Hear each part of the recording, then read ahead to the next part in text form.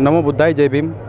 आज डॉक्टर बाबासाहेब आंबेडकरांचा 67वा महापरिनिर्वाण दिन, त्यानिमित्ताने बऱ्याचशा संघटना, बऱ्याचशा संस्था आपल्या कार्याच्या माध्यमातून डॉक्टर बाबासाहेब आंबेडकरांना अभिवादन करतात। अशीच एक संघटना आहे, अशी एक संस्था आहे डॉक्टर गजपाल इंगोले प्रसंग सामाजिक संस्था। त्या संस्थेच्या माध्यमातून येणाऱ्या पेशंट्सना ते आपल्या औषधाच्या माध्यमातून सहकार्य करत असतात। आपण त्यांच्याकडून जाणून घेऊया की त्यांची संस्था कशा प्रकारे काम करते। सर, काय सांगाल आपण? नमो बुद्धाय, जय भीम। मी डॉक्टर गजपाल पी इंगोले, संस्थापक अध्यक्ष, प्रसंग मागासवर्गीय समाज कल्याण संस्था, जयपूर ढिल्ली, तालुका जिल्हा वाशिम यांच्या वतीने मागील 20 वर्षापासून आमची संस्था व मैनाबाई सोनबाजी मानकर बहुउद्देशीय सेवाभावी संस्था बेलोरा, तालुका जिल्हा यवतमाळ या दोन्ही संस्था पंचशील मेडिकल असोसिएशन महाराष्ट्र यांच्या मार्गदर्शनाखाली आम्ही मागील 20 वर्षापासून दादर चैत्यभूमी येथे या शिवाजी पार्कला डॉक्टर बाबासाहेब आंबेडकर यांच्या महापरिनिर्वाण दिनानिमित्त त्यांना अभिवादन करण्यासाठी भारताच्या कानाकोपऱ्यातून येणाऱ्या सर्व अनुयायांना आम्ही येथे आरोग्य सुविधा उपलब्ध करून देत असतो।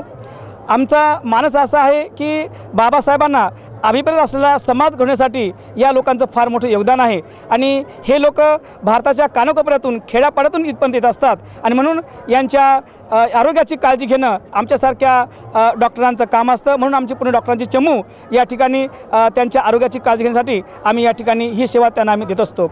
या ठिकाणी आम्ही त्यांना जे काही त्यांना लागणारे जे काही औषधं उपचार आहेत ते आम्ही इथून त्याला देत असतो आणि या ठिकाणी अस्थिरोग तज्ज्ञ, ENT, डोळ्यांचे डॉक्टर, स्किनचे डॉक्टर आणि जनरल फिजिशियन तसेच स्त्रीरोग तज्ज्ञ या सर्वांच्या माध्यमातून आम्ही त्यांची तपासणी करतो आणि जे काही त्यांना व्याधी झालेल्या असतात त्यांना आम्ही या ठिकाणी उपचार करतो आणि ज्या काही त्यांच्या जीर्ण आजार असतात त्यांना ते ज्या जिल्ह्यातून आलेले असतात त्या जिल्ह्यामध्ये आम्ही तेथील सिव्हिल हॉस्पिटलच्या सर्जनला आम्ही त्यांना रेफर करत असतो आणि मग त्या जिल्ह्यामध्ये गेल्यानंतर त्यांच्या डोळ्याचे ऑपरेशन असेल किंवा छोटे मोठे त्यांच्या पोटाचे ऑपरेशन असतील किंवा जे काही त्यांचे ऑपरेशन असतील ते त्या ठिकाणी ते मुक्त त्या ठिकाणी त्यांचे ऑपरेशन केले जाते आणि त्यामुळं येणारा जो अनुयायी आहे तो पुन्हा पुन्हा आमच्या या शिबिराला भेट देण्यास येत असतो। एवढंच नव्हे तर ह्या संस्था आपल्या समाजातील आपल्या मुलांना मुख्य प्रवाहात येण्यासाठी आम्ही या ठिकाणी काम करत असतो।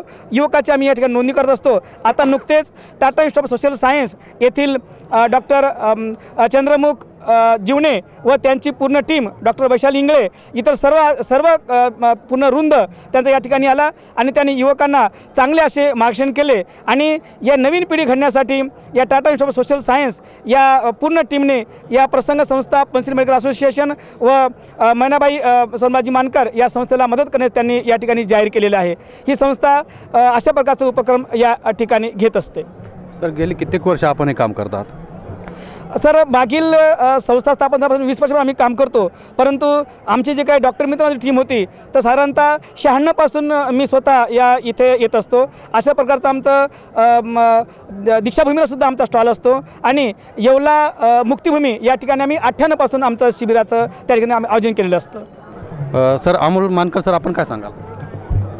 सर्वप्रथम जय भीम। महामानव डॉक्टर बाबासाहेब आंबेडकर यांच्या स्मृतीस अभिवादन करण्यासाठी देशाच्या कानाकोपऱ्यामधून येणारे जे अनुयायी आहे त्यांच्या आरोग्याची काळजी घेणं क्रमप्राप्त आहे। डॉक्टर बाबासाहेब आंबेडकर यांचे या देशावर अनंत उपकार आहे।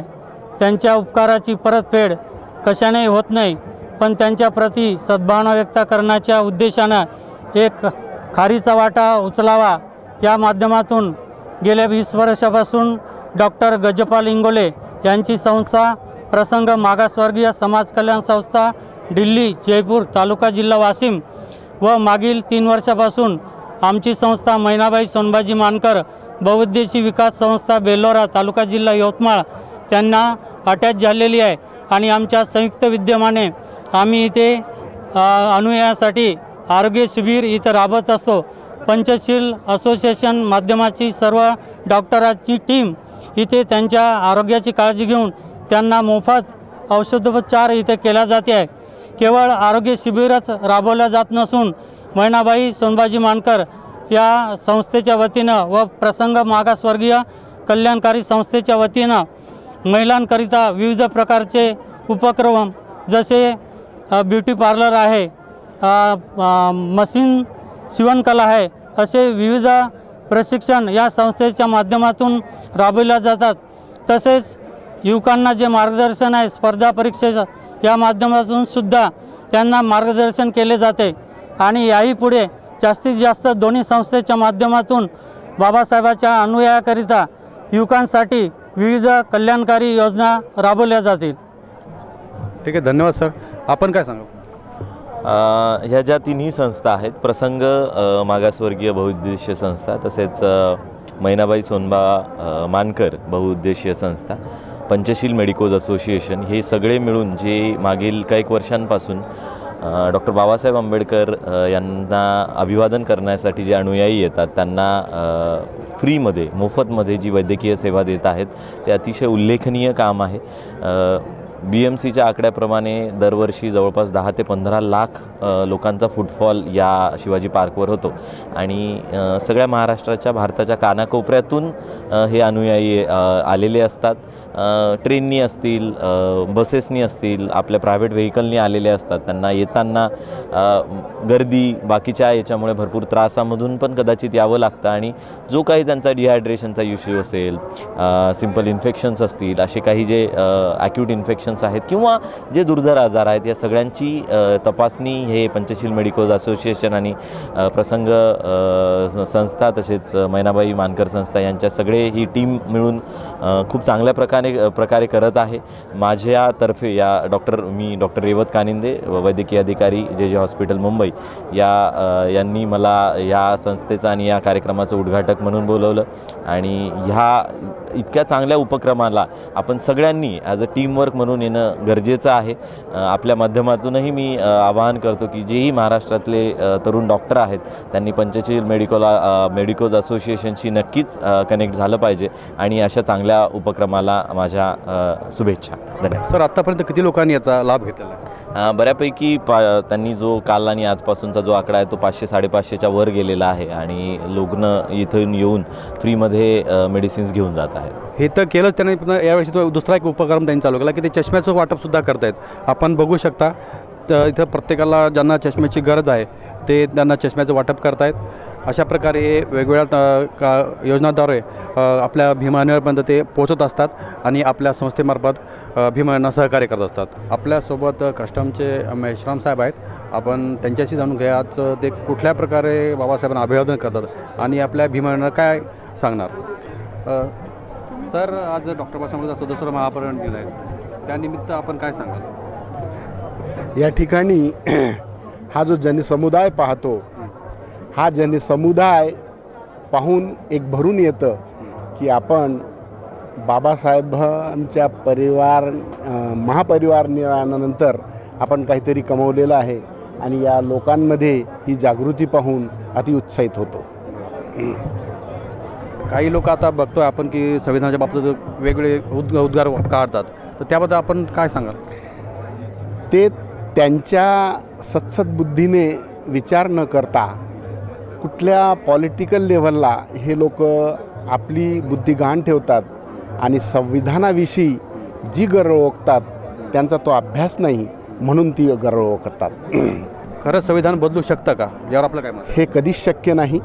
आणि भारतामध्ये जेवढे पॉलिटिकल पार्ट्या आहेत त्या सर्व एकवटून जरी संविधान बदलण्याचा विचार केला तरीसुद्धा ते शक्य होणार नाही, ही मी आपली स्वतःची गवाही देतो. त्यासाठी आपल्या आंबेडकर जनतेने म्हणजे काय करण्याची गरज आहे का, असं तुम्हाला वाटतं का? आंबेडकरी समाजाने फक्त याच्यासाठी आपण एकत्रित आहोत, एकजूट ही सर्वात महत्त्वाची असते. आणि जोपर्यंत आपण एकजूट होत नाही तोपर्यंत आपल्या समाजाला, संविधानाला, या भारतीय बहुजन समाजाला हा धक्का देण्याचा जो प्रयत्न आहे स्वर्णवादी लोकांचा, त्याला थांबवण्यासाठी आपण एकत्र येणं फार गरजेचं आहे. सरकारनं काही शिष्यवृत्त्या बंद केल्या, त्याबद्दल आपण काय सांगा? शिष्यवृत्त्या ह्या कधी काही बाबासाहेबांनी हे सांगितलं होतं की तुम्ही धम्म स्वीकारा. ज्या शिष्यवृत्त्या, ज्या आपल्याला देणारं, ज्याला म्हणतो आपण आरक्षण, हे सर्व माझ्या पोटाच्या खिशात आहेत. खाजगीकरणाचा प्रश्न घेतलेला आहे हाती, 15,000 शाळा बंद करतायत, तर त्याबद्दल आपल्या जे म्हणजे स्लम एरियाची जी मुलं आहेत त्यांच्यावर फार मोठा परिणाम होणार आहे, त्याबद्दल आपण काय सांगा? स्लम एरियाच काय, पण हळूहळू मनुवादी लोकांचं हे एक षडयंत्र आहे की पुढे जाऊन आपला बहुजन समाज यांनी अशिक्षित राहावं आणि यांच्यावर जेवढा देवपणा यांच्या भोळेपणाचा फायदा घेऊन तो त्यांच्यावर लादायचा, हे मोठं षडयंत्र असून शाळामधून त्यांना हे शाळा एज्युकेशन त्यांना हद्दपार करायचं आहे आणि त्याच्यासाठी सुद्धा आपण एकत्रित राहून शाळेंविषयी जागृत राहिलं पाहिजे. आपल्या मुलांना शाळेत पाठवणं आणि या शाळेंना विरोध करणाऱ्या विरुद्ध आपण काहीतरी आंदोलन केलं पाहिजे, हे असं माझं मत आहे. तर त्या लागून दुसरा एक माझा प्रश्न असा आहे की आपण बघतोय की सरकार आरक्षणाचे वेगळे त्यांना आश्वासन देते आणि इकडे खाजगीकरण करते, ते कितपत योग्य आहे? ते अगदी योग्यच आहे. कारण कसं आहे, शाळा ज्या आहेत ना, हे आपला मूल आधारस्तंभ आहे. शाळेमधून पुढची पिढी घडणारी असते आणि आजच्या पिढीला एज्युकेशन हे फारच इम्पॉर्टंट आहे. पण काही लोकांचा हा असा समज असतो की शाळा बंद पडल्या काय, नाही बंद पडल्या काय. खाजगीकरणामुळे खाजगीकरण ज्यावेळेस होतं त्या खाजगीकरणामध्ये ज्यांच्याकडे पैसा आहे असेच लोक शिकू शकतात आणि बहुजन आणि गोरगरिबांचे लोक हे शिकू शकत नाही. त्याच्याच करता शिक्षण हे बंद व्हायला नको, ह्या शाळा बंद व्हायला नको, हे मी माझं आवर्जून सांगतो. धन्यवाद सर. खाजगी शाळा ज्या आहेत त्यांना एका बाजूला प्रोत्साहन द्यायचं आणि सरकारी शाळा बंद करायच्या. आता तर मराठी शाळा तर बंदच्या मार्गावर आहेत. फक्त काही जे ग्रामीण भागामध्ये आहेत तेवढ्याच चालू आहेत. त्यांचंसुद्धा ते समूह शाळामध्ये रूपांतर करायचं त्यांचं चालू आहे. म्हणजे 10-15 किलोमीटरच्या अंतरावरच्या लोकांसाठी एक समूह शाळा करायची आणि तिथं त्यांना आणायचं. आता बऱ्याच लोकांना जाण्या येण्याचे प्रश्न आहेत, प्रवासाचा प्रश्न आहे, लहान मुलं आहेत, ते कसे येतील, त्याला तर सगळीकडून विरोध होतो आहे आणि आम्ही त्या गोष्टीला विरोध करतो आहे. शिक्षकांनी याच्याकडे कशा दृष्टिकोनातून बघितलं पाहिजे खाजगीकरणाच्या बाबतीत? बघा, असं की आता असं की खाजगीकरण झालं की शिक्षकांच्या सुद्धा नोकऱ्यांचा प्रश्न येणारच आहे आणि समजा खाजगीकरणामुळे त्यांना जे संस्था पगार देतात खाजगी शाळा त्या अत्यल्प देतात, बऱ्याच लोकांना देतच नाही 2-2, 4-4, 5-5 वर्ष. त्यामुळे त्यांची आर्थिक घडी विस्कळते म्हणून त्यांनीसुद्धा विरोध केलेला आहे. यामुळे बेकारी आणखीच वाढेल, तर त्यासाठी सरकारने उपाययोजना काय केल्या पाहिजे असं आपल्याला वाटतं? बघा, अजूनही सरकारची परिस्थिती आजची जी परिस्थिती आहे ती डोलायमान आहे आणि ते जे निर्णय घेत आहेत ते मागे पुढे अशी परिस्थिती कधी घेतात कधी माघारी जातात, ही परिस्थिती आहे. खरं तर खाजगी शाळांना प्रोत्साहन देतात ते सुद्धा ठीक आहे, पण सरकारी शाळासुद्धा बंद होऊ नयेत. जे गोरगरीब विद्यार्थी आहेत त्यांनासुद्धा शिक्षणाचे दरवाजे कायम खुली राहिली पाहिजे. तर हे होते आपल्यासोबत मोरे साहेब. त्यांनीसुद्धा शाळेच्या याच्यावर गंभीर प्रश्न निर्माण केला आहे की शाळेचं खाजगीकरण होणं हे धोकादायकच आहे, त्याला कुठेतरी आळा बसला पाहिजे. जय भीम नवबुद्धाय. आपल्यासोबत अरविंद सोनटके साहेब आहेत, ते 22% अभियान चालवतात. खरंच आजही 22%ची गरज का लोकांना भासते, आपण त्यांच्याकडे जाऊन या. सर काय सांगाल? आपला जो प्रश्न आहे की आज हे 22 प्रतिज्ञांची गरज काय, बरोबर आहे. एक तर 14 ऑक्टोबर 1956 डॉक्टर बाबासाहेब आंबेडकर 22 प्रतिज्ञा दिल्यात, वदवून घेतल्यात, एक वाचायचे, जनतेकडून म्हणून घ्यायचे.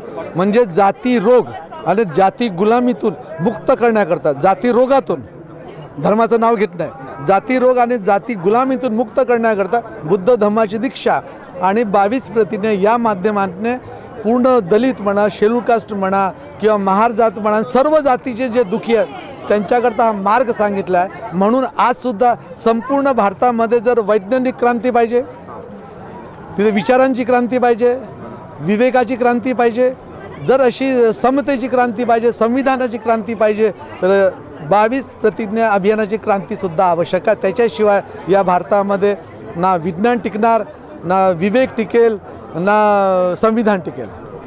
सर मला असं विचारायचं आहे, बरोबर 22% आपण घेतोय, पण आजकालचं बघतो आपण की न्यू जनरेशन हे 22% वाचतसुद्धा नाही आहे, बरीचशी आपण बघतोय. तर आपण नवीन जनरेशनला आपण काय सांगाल? बघा, याच्यात तर एक मार्केटिंगचा जमाना आहे. समजा 22 प्रतिज्ञेची आणि अभियानाची 22 प्रतिज्ञेची मार्केट, तुम्ही गुगलवर 22 प्रतिज्ञा टाईप करा, तुम्हाला लगेच इमेजेस मिळतील. याचा अर्थ 22 प्रतिज्ञा. तुम्ही गुगलवर जा, लगेच 22 प्रतिज्ञा 22 वोस्ट टाईप केलं तुम्ही की लगेच असे लिस्ट येते. याचा अर्थ गुगलवर रिकग्नाइज आहे. पहिला मुद्दा असा आहे. दुसरा मुद्दा की आजची जी तरुण पिढी आहे, अनेक तरुण पिढी लग्नपत्रिकेवर 22 प्रतिज्ञा छापत अनेक, पण सर्व प्रथा नाही आहे आणि नियमही झाला नाही. तर नवीन पिढीला 22 प्रतिज्ञा कशा वैज्ञानिक आहेत, कशा समता सांगणार आहेत, कसं अंधश्रद्धेपासून मुक्त करणार आहे, जाती रोगापासून मुक्त करणार आहे, ही मार्केटिंग थोडी कमी होत आहे. याचं मला शल्य आणि दुःख आहे. या देशाला जातीच्या रोगापासून आणि जात गुलामीपासून मुक्त करायचं असेल तर 22 प्रतिज्ञा घरात आणि मेंदूत जायला पाहिजे. सर बरोबर, त्याला लागून दुसरा एक माझा प्रश्न आहे. आपण बघतो की सांस्कृतिक प्रोग्राम होतात, त्याच्यामध्ये बरीचशी मुलं आपली इन्व्हॉल्व होत असतात आणि मग काही लोक नावं ठेवतात आपल्याला, तुम्ही तर बाबासाहेबाची लेकरं आहे, तुम्ही बाबासाहेब तुम्हाला 22 दिल्या, पण तुम्ही का मानत नाही आहे, तर त्यासाठी आपण काय सजेस्ट करणार? बघा, असं आहे, हिंदू धर्म हा पहिल्यांदा नाव घेत आहे, पुन्हा नाही घेणार. यामध्ये जाती शोषण आणि गुलामीचे ग्रंथ आहेत. त्यांचा पुजारी वर्ग ते सांगतो, त्यांचे मंदिरंसुद्धा सांगतात. हे एक अवस्था आहे. दुसरीकडे डॉक्टर बाबासाहेब आंबेडकर समतेची गोष्ट करतात, स्वातंत्र्याची, बंधुत्वाची गोष्ट करतात, विज्ञानाची गोष्ट करतात. दोन भागामध्ये जेव्हा आपली तरुण पिढी एखाद्या कार्यक्रमात जाते, लोक म्हणतात का मानत नाही, तर मी तुम्हाला प्रश्न विचारतो, किंवा एक समजा हिंदू धर्मीय माणूस बिमार झाला तर तो मंदिरात ॲडमिट होतो की हॉस्पिटलला. मग दुसरा मी विचारतो, एक मुस्लिम बंधू आहे, त्याच्याकडे बिमार झाला तो मस्जिदमध्ये ॲडमिट करतो की हॉस्पिटलमध्ये. ख्रिश्चन बंधू आहे, त्याच्याकडे कोणी बिमार झाला तर ॲडमिट कुठे करतो, चर्चमध्ये, हॉस्पिटलमध्ये. याचा अर्थ काय, विज्ञान हे सत्य आहे. एक उदाहरण दिलं. आता आपण इथे उभे आहोत, मी लोकांना कालच प्रश्न विचारला बरं का, की पृथ्वी नावाचा ग्रह कुठे आहे. 100% लोक म्हणतात आकाशात आहे. आता आमच्या जनतेला माहीतच नाही की पृथ्वी नावाच्या ग्रहावर आपण उभे आहोत आणि पृथ्वी नावाचा ग्रह 30 किलोमीटर प्रति सेकंड हा प्रकाशमान सूर्याच्या अवतीभोवती फिरत. सूर्य जो आहे तो 150 मिलियन म्हणजे 15 कोटी किलोमीटर आहे दूर, आणि त्याच्या अवतीभोवती पृथ्वी फिरत आहे. पृथ्वी जे आहे 30 किलोमीटर प्रति सेकंड म्हणजे एका तासामध्ये 1,08,000 किलोमीटर. मग मी ते सांगितलं की बा 1,08,000 किलोमीटर मधच्या कारमध्ये म्हणजे पृथ्वी नावाची कार ह्याच्यात फिरत आहो की नाही आपण. हे जो बोध करून द्यायचं, हे वैज्ञानिक बोध करून देण्याचं काम, समजवण्याचं काम 22 प्रतिज्ञा अभियान करत आहे. आणि तुम्ही कोणालाही विचारायचे पृथ्वी नावाचा ग्रह कुठे आहे म्हणते तो वरती बघताय. मग मानवाला माहीतच नाही, जो प्राणी आहे त्याला माहीत नाही. आता मी गधड्याला विचारलं तू कुठल्या ग्रहावर आहे, तू कसं बोलणार का. तसं जनतेचं झालं आहे. तर या सरकारनं अविज्ञान अंधश्रद्धेचा एवढा प्रचार करते की माणूस विचारच करत नाही. आज पृथ्वी ग्रहावर राहतो हे सुद्धा माहीत नाही. कसं होईल या देशाचं. ते चंद्रयान पाठवणारा तो घंटी वाजवतो. हा चांगला प्रश्न आहे. काय झालं की माझं 91ला लग्न झालं, लग्न पत्रिकेवर 22 प्रतिज्ञा छापल्यात. माझं गाव दीक्षाभूमी आहे, लग्न पत्रिकेवर 22 प्रतिज्ञा छापल्या. तर मुलीकडचे सर्व दुःखी, ते म्हणे हा 22 प्रतिज्ञा, आम्हाला वाटलं मोठा साहेब आहे, आता 22 प्रतिज्ञेवाला निघाला. मग नंतर मला कळालं की 22 प्रतिज्ञा छापणारा मी पहिला माणूस आहे. तर आज अशी अवस्था आहे की देशामध्ये विज्ञान याचा प्रचार होऊन नाही राहिला. संविधानाने आर्टिकल 51H मध्ये वैज्ञानिक दृष्टिकोन सांगितलेला आहे आणि भारताच्या प्रत्येक नागरिकाचं कर्तव्य सांगितलं आहे. तर त्या वैज्ञानिक दृष्टिकोनाचाही प्रचार ना सरकार करत ना माझ्यासारखे अधिकारी करत. म्हणून 22 प्रतिज्ञा अभियानाची आवश्यकता आहे. एक दुसरं असं की जाती व्यवस्था अजून संपली नाही म्हणून 22 प्रतिज्ञा अभियानाची गरज आहे. आपण व्यसनापासून मुक्त झालो नाही म्हणून 22 प्रतिज्ञेची गरज आहे. या देशामध्ये अपराध, हिंसा आणि शोषण इतकं वाढलं आहे म्हणून 22 प्रतिज्ञा अभियानाची गरज आहे. तुम्ही कल्पना करा की घर घर बुद्ध जयंती समजा साजरी झाली. मी तुम्हाला प्रश्न विचारून मी तुम्हाला म्हणतो, घर घर बुद्ध जयंती, बुद्धाचे संस्कार वाढलेत तर पोलीस स्टेशन आणि जेलची आवश्यकता कमी पडेल की वाढून जाईल? कमी पडेल ना. म्हणजे आपल्याला प्रत्येक घरामध्ये बुद्धाचे विचार, संस्कार, संस्कृती पाहिजे की नाही. जर प्रत्येक घरात बुद्धाचे विचार, संस्कार, संस्कृती असेल तर पोलीस स्टेशन आणि जेलची आवश्यकता कमी पडेल. आज सरकार नवीन जेल काढते पण घरामध्ये बुद्धाचे संस्कार होईल असा कुठलाही कार्यक्रम घेत नाही. म्हणून आम्ही 22 प्रतिज्ञा अभियानाची आवश्यकता आहे आणि म्हणून घरघर बुद्ध जयंती आणि घरघर बुद्ध क्रांती. मी लॉर्ड बुद्धाच्या सर्वांना विनंती करतो की यावर्षी तुम्ही कमीत कमी 50 लाख घरामध्ये, या निमित्ताने हे संधी दिली, 50 लाख घरामध्ये बुद्ध जयंती साजरी होईल अशी प्रेरणा आपण सर्वांना द्यावी. धन्यवाद सर. तर हे होते अरविंद सोनटके सर. त्यांनी आपल्याला 22 प्रतिज्ञाची काय गरज आहे हे स्पष्टपणे सर्वांना आपल्या अनुयायांना समजावून सांगितलं. तर त्याचा पूर्णपणे अभ्यास करून या गोष्टीशी निगडीत राहिलं पाहिजे असं त्यांचं म्हणणं आहे. सर या लागून दुसरा प्रश्न विचारतो की 6 डिसेंबर या दिवशी मस्जिद पाडण्याला आली होती, तर त्याबद्दल आपलं काय म्हणणं? एक तर आपला महाप्रेम दिवस होता दिवशी बाबासाहेबांचा, दुःखाची घटना असते आणि या दिवशी अशी घटना घडते, याचं कारण काय? हां, अतिशय गहन नव्हे पण आवश्यक प्रश्न आहे. आज भारताच्या जनतेने RSS आणि भाजपच्या लोकांना विचारायला पाहिजे की ज्या दिवशी अखिल भारताचा माणूस महापरिनिर्वाण दिवस म्हणजे संकल्प दिवस, अभिवादन करण्याचा दिवस, ज्या दिवशी आम्ही बाबासाहेब आंबेडकरांचे सर्व क्रांती पूर्ण करणार याची आम्ही संकल्प करतो, त्याच दिवशी तुम्ही मस्जिद का पाडली? तुम्ही 6 नोव्हेंबरला पाडली नाही, 6 जानेवारीला पाडली नाही, 7 डिसेंबरला पाडली नाही, 5 डिसेंबरला पाडली नाही. तुम्ही ह्या मुस्लिम जो बंधू आहे आमचा समाज आणि आंबेडकरी समाजामध्ये युद्ध आणि कटुता आणि शत्रुता निर्माण करण्याकरता ज्या भटाकडून, ज्या बामणाकडून, ज्या ज्योतिषाकडून 6 डिसेंबरला मस्जिद पाडायला पाहिजे, त्या ज्योतिषाचं नाव मला कळवा, त्याला बघून घेतो मी की ज्या ज्योतिषानं यांना सांगितलं की बस 6 डिसेंबरला मस्जिद पाडा आणि यांनी सांगावं. नाही तर या देशातील आंबेडकरी जनता, या देशातील आंबेडकरी जनता 6 डिसेंबरला मस्जिद पाडला याचा बदला घेतल्याशिवाय राहणार नाही. आणि मी अरविंद सोनटके मी जाहीर करतो की 6 डिसेंबरला यांनी मस्जिद पाडली, हे जे कुठले विचार आहे, कुठले संघटन आहे, याला बदला घेतल्याशिवाय मी सोडणार नाही. जय भीम. हमारे साथ में अभी डॉक्टर किशोर मौर्य, ये हमारे साथ में, इन्होंने डॉक्टर अंबेडकर चेतना मानस लिखा है, उनके बारे में उनसे जानते हैं ये पुस्तक लिखने का कारण क्या है, इसमें क्या लिखा है आपने? हाँ, इसमें देखिए ये है कि आजकल जिस तरीके से देखा जा रहा है कि आडंबर पूरे देश में फैलाया जा रहा है और आडंबर से देश का कल्याण तो होने वाला नहीं है. काल्पनिक रामायण या कोई भी चीज़ें जो है पढ़ाई जा रही हैं, ये देवी देवताओं का पुजाया जा रहा है, उससे तो कल्याण कुछ देश का होने वाला नहीं है. कोरोना काल में सब लोगों ने देख लिया कि कोई भी देवी देवता काम में नहीं आए, सारे लोगों के दरवाजे बंद हो गए. तो हमारे सामने सिर्फ एक ही विकल्प है कि हम डॉक्टर अंबेडकर जी के और महामना बुद्ध जी के दिए गए उपदेशों के आधार पर चलें, तभी देश का कल्याण होने वाला है, अन्यथा नहीं. डॉक्टर अंबेडकर जी ने जो कार्य इस देश के लिए किया, अपनी पूरी जीवनी देश के लिए समर्पित की, उनका चरित्र ही जो है इस देश के घरों घरों में गाया जाना चाहिए और लोगों को उनके निर्देशों के अनुसार चलना चाहिए, तभी देश का कल्याण है. साथ ही में उनके जिससे उन्होंने सद्ज्ञान प्राप्त किया महामना बुद्ध जी का, उनके उपदेशों के अनुसार जो भी उन्होंने उपदेश दिया है कि समाज कैसे हो, समाज में लोगों का स्थान कैसे हो, एक घर कैसा हो, माँ कैसा हो, पिता कैसा हो, एक राजा का कर्तव्य क्या है, एक प्रजा का कर्तव्य क्या है, एक नौकर को किस तरीके से कार्य करना चाहिए, सारे उपदेश जो महामना बुद्ध जी ने दिया है, उन सारे उपदेशों को हमने इस किताब में वर्णित किया है और सभी लोगों को कम से कम ये किताबें पढ़ना चाहिए. हमारे यहाँ के जितने भी MLA MP लोग विमोचन में आए थे, सारे लोगों ने यही कहा कि ये किताबें देश के हर घरों में पहुँचनी चाहिए और सारे लोगों को इन किताब पढ़ना चाहिए, तभी हमारे देश से आडंबर जा सकता है, लोगों को सुख चैन मिल सकता है, अन्यथा नहीं. अच्छा, लोगों से क्या अपील करेंगे?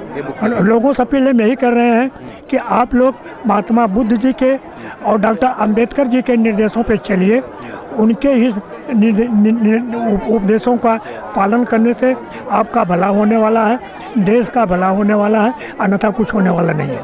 वर्ष या ठिकाणी लोक येत असतात, कारण याच ठिकाणी 7 डिसेंबर 1956 या दिवशी बाबासाहेबांचा अंत्यविधी झाला आणि त्यानंतर त्या काळातल्या मुख्यमंत्री यशवंतराव चव्हाण यांच्याकडे आम्ही टिळक चौपाटी म्हणतो ती मागितली होती, परंतु त्यांनी दिली नाहीत.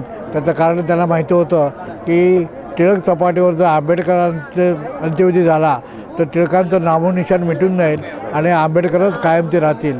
हा दूरचा विचार करून यशवंतराव चव्हाण मुख्यमंत्री होते, त्यांनी ते दिलेलं आहे. त्यांनी जरी दिलेलं नसलं तरी या ठिकाणी हिंदू स्मशानभूमी होती. बाबासाहेब बौद्ध धर्मात गेले होते आणि बौद्ध धर्मात गेले असले तरी हिंदू स्मशानभूमीत त्यांचा अंत्यविधी झाला. त्यानंतर 1956 नंतर 1966पर्यंत या विभागाला भीम चौपाटी म्हणून ओळखलं जायचं. आता ती भीम चौपाटीचं ते 1966ला 14 एप्रिल 1966ला भारतीय बौद्ध महासभेचे दुसरे अध्यक्ष भैयासाहेब आंबेडकर यांनी लोकांच्याकडून पैसे घेऊन, सरकारकडून नाही, महानगरपालिकेकडून नाही, सरकारच्या खिशातून पैसे काढून त्यासाठी त्यांनी मोठी यात्रा काढली महूपासून इथपर्यंत आणि त्यांनी त्या सर्वसामान्य लोकांच्या पैशावर त्यांनी हे चैत्यभूमी बांधले. त्यावेळेपासून म्हणजे 14 एप्रिल 1966पासून या विभागाला चैत्यभूमी असं म्हटलं जातं. आज आपण इथं जो माहोल पाहतो आहे या माहोलचं सगळ्यात महत्त्वाचं आहे. मी भारतीय बौद्ध महासभेचा काही वर्ष सेक्रेटरी होतो. भैयासाहेबांनी माझ्यावर अत्यंत महत्त्वाची जबाबदारी त्या काळात ठेवली आणि हे जे आता जो पुस्तकाचा जो मेळावा हा प्रकार जो झाला आहे या मेळाव्याचा सुरुवात राजा ढाले आणि राजा ढाले आणि जय पवार यांनी या पुस्तक मेळ्याची सुरुवात केली 1969 साली. तेव्हा इतक्या प्रचंड प्रमाणात लोकांच्याकडे पुस्तकं नव्हती, लोक जागृत नव्हते. पण त्या काळामध्ये माझी एक लहानशी कादंबरी बलिदान आणि राजा ढालेंचा एक अंक हे दोन घेऊन आम्ही चैत्यभूमीच्या त्या पुळणीवर रेतीवर आम्ही बघायचो. मोठी लाट आली की आमची पुस्तकं पण खराब व्हायची. पण त्यानंतर मग आम्ही असा विचार केला की लोक इथे येतात, त्यांनी जाताना काहीतरी बाबासाहेबांचा विचार घेऊन जावा, नुसतं यायचं नतमस्तक व्हायचं आणि जायचं त्यापेक्षा. आणि त्या काळामध्ये लोक 6 डिसेंबरला यायचे. आता 1 डिसेंबरपासूनच सुरू झालेलं आहे, त्यावेळेला 6 डिसेंबर यायचं. आम्ही ते सुरू केल्यानंतर आम्हाला त्याचा प्रॉफिट मिळत नव्हता, लाईट नव्हती, काही सुविधा नव्हत्या. त्यानंतर आम्ही त्या काळामध्ये निमजीबाई नावाचे एक होते ते बुक डेपो, त्याला आम्ही सांगितलं की तुम्ही वर्षभर आमचे आंबेडकरी लोक तुमच्याकडे पुस्तकं घेतात बाबासाहेबांचे, लहान पोवाडे अमुक तमुक छोटे छोटे बघ, तर तुम्ही इथं हे स्टॉल बघा. ते बोलले इथं प्रॉफिट होत नाही. बोलो प्रॉफिट महत्त्वाचा आहे की तुमचा प्रचार महत्त्वाचा आहे. आणि मग त्यांनी आमच्या सांगण्याप्रमाणे निमजीबाईनं तो सुरू केलं. त्यांना पण प्रॉफिट मिळत नव्हतं. त्यानंतर मग मी माझं दलित पंचायतची आम्ही स्थापना केली होती. मी आणि राजा ढाले आम्ही दलित पंचायतचे मोरके होतो त्या काळामध्ये. नामदेव ससाळ आणि मी दलित पंचायत स्थापन केली. राजा ढालेने तिला खतपाणी घातलं बडापायतर. आणि त्यानंतर मग आम्ही नागपूरच्या लोकांना घातलं, कारण नागपूरचे लोक आमचे कार्यकर्ते होते. त्यांना सांगितलं तुम्ही इथं पुस्तकं आणा. आणि आता तुम्हाला असं लक्षात येईल की इथं तर करोडो रुपयाची पुस्तके विकली जातात, परंतु दीक्षाभूमीला आम्ही सांगितल्यामुळं दीक्षाभूमीला देखील त्या करोडो रुपयाची पुस्तके विकली जातात. इतकंच नव्हे तर ज्या ज्या ठिकाणी बाबासाहेबांची स्मारकं आहेत, मग ते महाड असेल, नाशिक असेल, या सगळ्या ठिकाणी मोठ्या प्रमाणात पुस्तकं विकली जाते. आणि प्रत्येक जिल्ह्यामध्ये बाबासाहेबांचा पुतळा आहे, प्रत्येक तालुक्यामध्ये बाबासाहेबांचा पुतळा आहे. 6 डिसेंबरला या पुतळ्याच्या आसपास आम्ही त्यावेळेला सांगितलं, त्यामुळे आता त्या पुतळ्याच्या आसपास मोठ्या प्रमाणात पुस्तकं विकत आहेत. आज तुम्हाला सांगायला मला अभिमान वाटतो की हा असा एकच समाज आहे जो वाचतो. बाबासाहेबांनी म्हटलं तुम्ही वाचाल तरच वाचाल. आणि म्हणून त्या बाबासाहेबांच्या त्या आदेशाप्रमाणे आता अनेक लोक वाचायला लागले आहेत. इतक्या प्रचंड प्रमाणामध्ये करोडो रुपयाची पुस्तकाची विक्री होते. आणि याचं हे आणखी एक महत्त्वाचं म्हणजे बाबासाहेबांचं जे साहित्य होतं ते साहित्य 7 डिसेंबरलाच बाबासाहेबांचा महानिर्वाण झाल्याच्या दुसऱ्या दिवशी हे 8 डिसेंबरला 7 डिसेंबरला याचा विधी झाला. 8 डिसेंबरला बाबासाहेबांच्या द्वितीय पत्नी माईसाहेब आणि भैयासाहेब पुत्र या दोघांचं भांडण झालं. आणि त्यांनी बाबासाहेबांचं हे जे साहित्य आहे ते आमची धन आहे, आमची प्रॉपर्टी आहे, आणि म्हणून त्यांनी ते गेले. त्यामुळे कोर्टात ती केस गेली.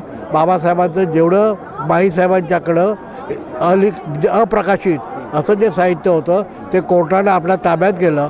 आम्ही दलित पंचायतच्या काळामध्ये आम्ही मागणी करत होतो की गांधीजी पुस्तक तुम्ही नवजीवन संस्थेमार्फत करोडो रुपयाची पुस्तकं म्हणजे खर्च करता, लोह पुरुषाची पुस्तकं करता, बाबासाहेबांची का करत नाहीत. तेव्हा मला त्या काळामध्ये शंकरराव चव्हाण नावाचे मुख्यमंत्री होते. त्यांनी मला सांगितलं तुम्ही 1 लाखाचा मोर्चा काढा किंवा 1 कोटीचा काढा, जोपर्यंत कोर्टातून ते कोर्टाने आम्हाला परमिशन देत नाही तोपर्यंत ती पुस्तकं बाहेर येणार नाही.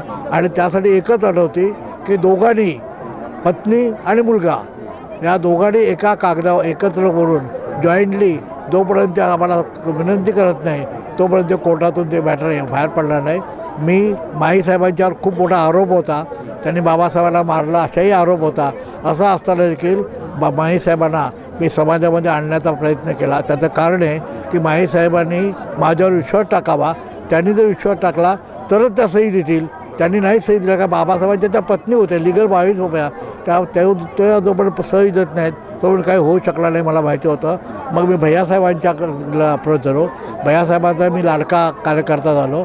मी भारतीय बौद्ध महासभाचा सेक्रेटरी झालो. भैयासाहेब अध्यक्ष असायचे.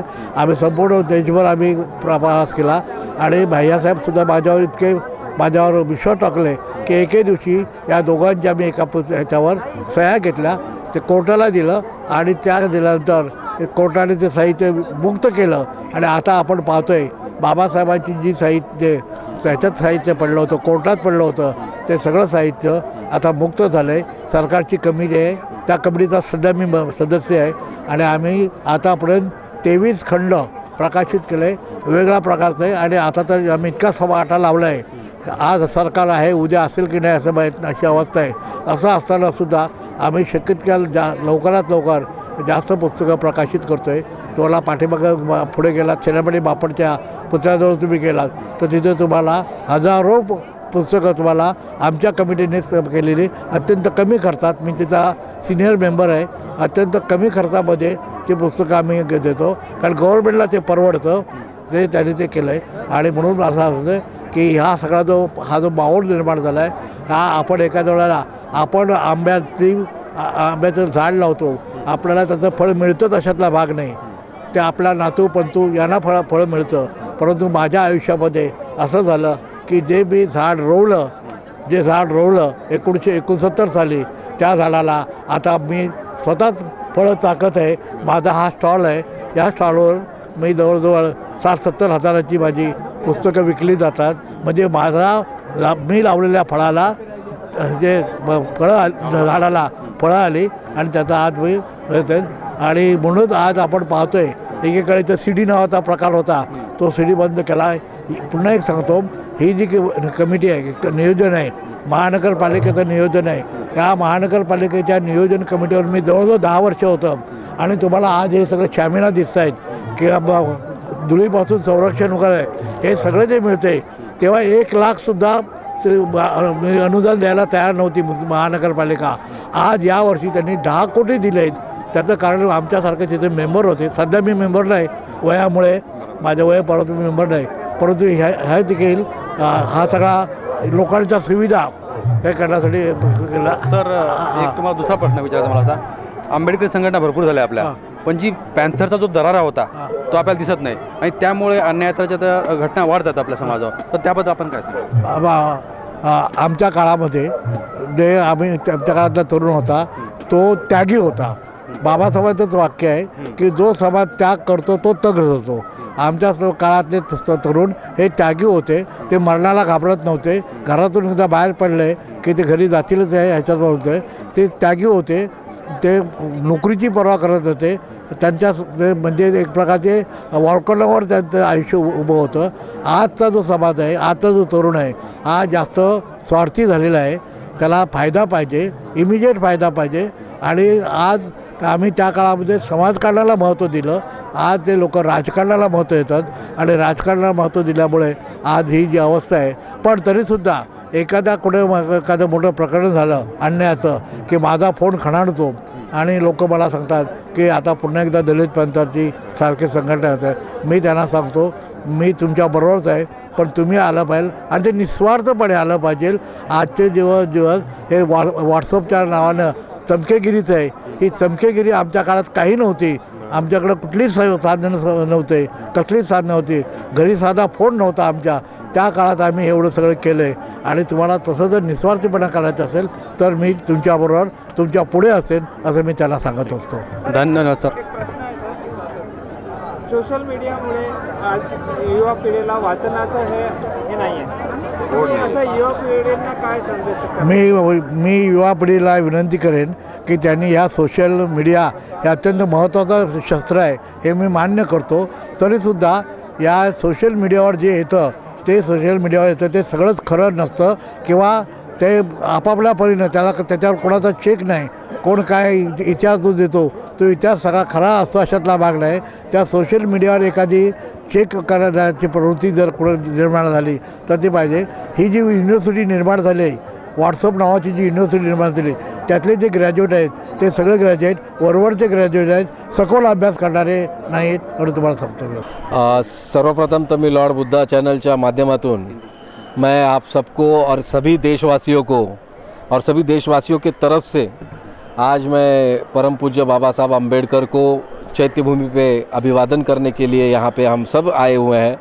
इसमें हमारे साथ हमारे राज्यसभा जो पूर्व सांसद रह चुके हैं डॉक्टर अशोक सिद्धार जी, हमारे नितिन सिंह जी, हमारे अध्यक्ष ताजने साहब और हमारे मुंबई के अध्यक्ष धोत्रे साहब, ऐसे हम सारी टीम यहाँ पे आकर बाबा साहब को अभिवादन करने के लिए आए थे.